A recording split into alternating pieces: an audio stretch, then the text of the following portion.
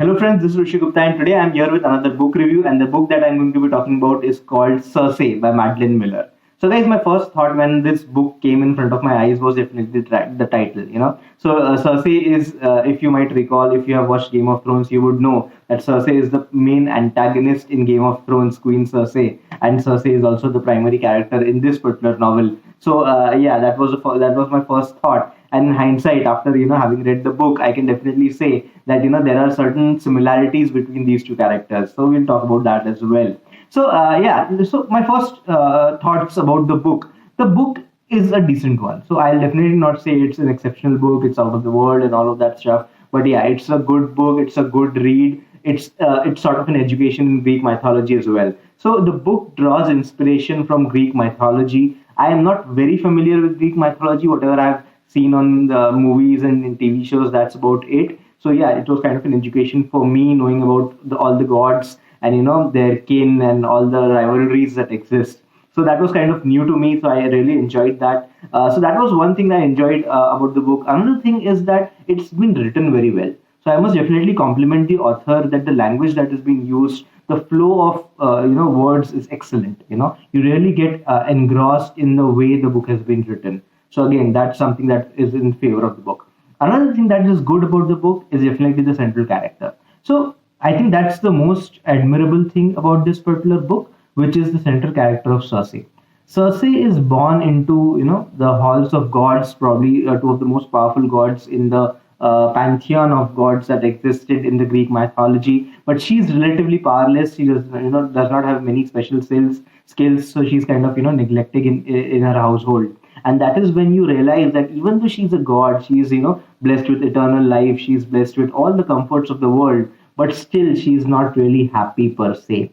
So from this particular state, how she gradually realizes her true worth, how she gradually becomes the the witch of Aiaia once she is exiled to the island. The story of self-discovery, the story of a character, kind of a mortal. Even though she's a god, but she's kind of a mortal. In her mindset, in her thinking, in her journey. So from starting from there and becoming the feared and all-powerful witch of Aiaia is quite a journey. So you really enjoy that journey. You feel good about it because you really feel that she deserves better. So that is again something that you like about the book. Now, coming to the list of things that I did not like about the book. So yeah, I mean, there are certain things where I did think that the book, fell short. Again, that's my perspective. A lot of people like this book. I've heard a lot of good reviews as well, but this is my perspective. So the story, it seems like there are a lot of short stories that have been stitched together. So normally what happens is, the story begins, there's, the beginning, there's the middle part, there's the end, wherein something climactic happens, and everything culminates, the bigger picture becomes clear, and the book ends with something good or something, something epic or anything, there is a climax basically.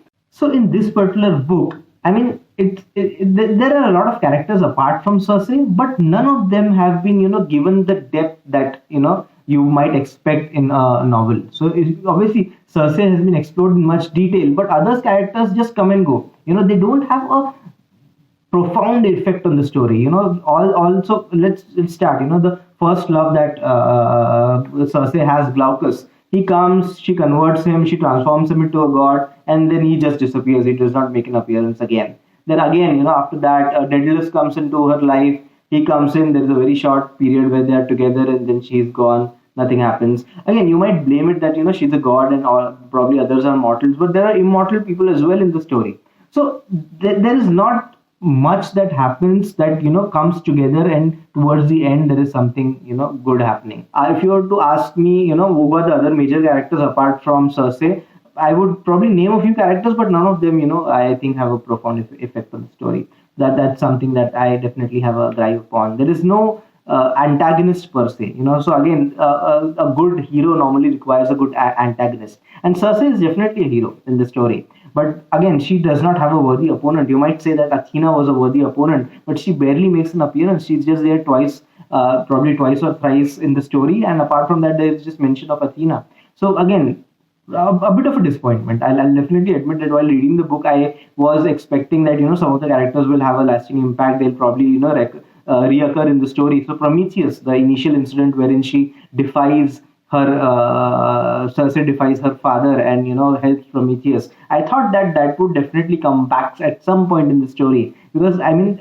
that scene should have served more of a purpose than just her defying her dad, right?